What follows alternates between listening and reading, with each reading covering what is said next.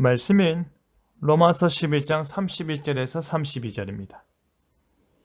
이와 같이 이 사람들이 순종하지 아니하니 이는 너희에게 베푸시는 긍휼로 이제 그들도 긍휼을 얻게 하려 하심이라. 하나님이 모든 사람을 순종하지 아니하는 가운데 가두어 두심은 모든 사람에게 긍휼을 베풀려 하심이로다. 사도 바울은 로마의 그리스도인 공동체에게 편지를 쓰면서 그들의 구원을 명쾌하게 설명하고 있습니다. 특별히 아브라함의 자손이여 율법을 전해받은 유대인들의 구원에 대한 근본적인 질문은 너무나도 자연스럽게 대두되었습니다.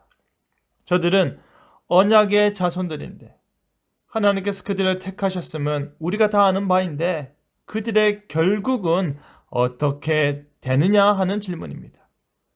긍휼을 베푸시는 하나님이라는 제목으로 말씀이 주는 교훈을 함께 나누겠습니다. 바울은 유대인이었습니다. 그런데 지금 로마 교회에 속한 사람들의 다수는 이방인이었습니다.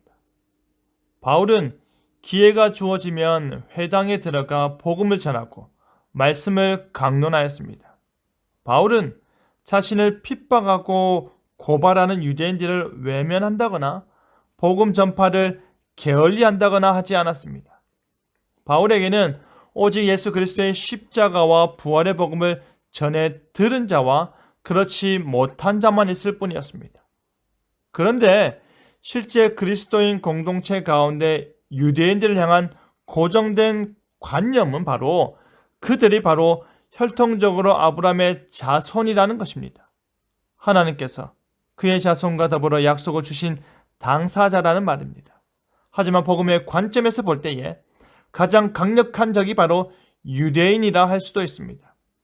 그들은 여전히 오실 메시아를 기다리고 있기 때문입니다. 나사렛 출신 예수는 오실 메시아가 아니라 자칭 유대인의 왕에 불과하기 때문입니다. 그런 그들은 하나님의 구원에서 어떻게 될까 하는 근본적인 질문을 지금 바울이 다루고 있는 것입니다. 바울은 이방인들이 먼저 복음을 듣고 참된 구원을 얻었다 하더라도 유대인들이 뒤늦게 복음을 듣고 믿음에 이르기까지 자비를 베푸신다는 것입니다.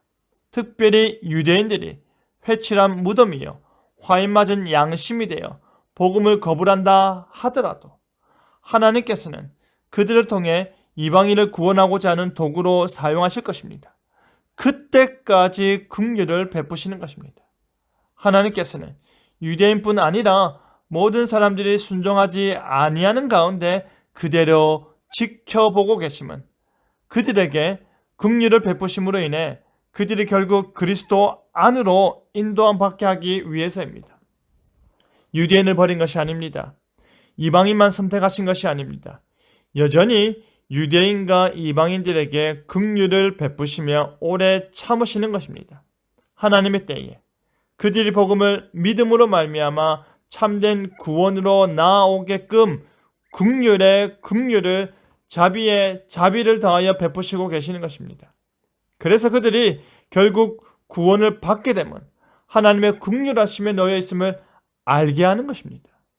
그들이 결국 하나님 나라의 언약 백성으로서 참으로 거듭나게 되면 하나님의 은혜 위에 그 모든 일이 이루어짐을 알게 하는 것입니다.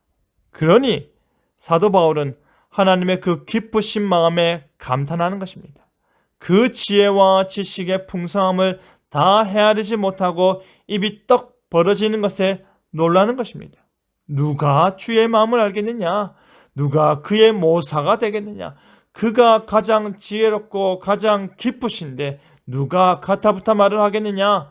누가 그 모든 일을 다 헤아려 알기라도 하겠느냐? 불가능하다. 그러니 그 지혜의 기쁘심을 찬송할 수밖에 없다 하는 것입니다. 사랑하는 성도 여러분, 우리는 누가 하나님께 선택을 받았고 누가 참된 구원에 이르게 될지 모릅니다. 우리는 하나님께서 누구를 구원하사 자신의 나라의 영원한 기업으로 삼으실지 알지 못합니다. 하지만 분명한 것은 하나님께서 오래 참으시고 계시다는 것입니다. 하나님께서 긍휼을 베푸사 그들이 완악한 마음을 버리고 하나님의 복음의 말씀에 순종하기까지 기다리십니다.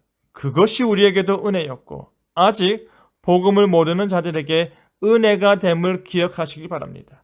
우리 하나님은 긍휼을 베푸시는 분이심을 믿으시길 바랍니다. 그리하여 그 깊으신 지혜 가운데 우리를 사랑하시는 하나님의 긍휼하심에 늘 감사하는 저와 여러분 되기를 간절히 바랍니다. 아멘.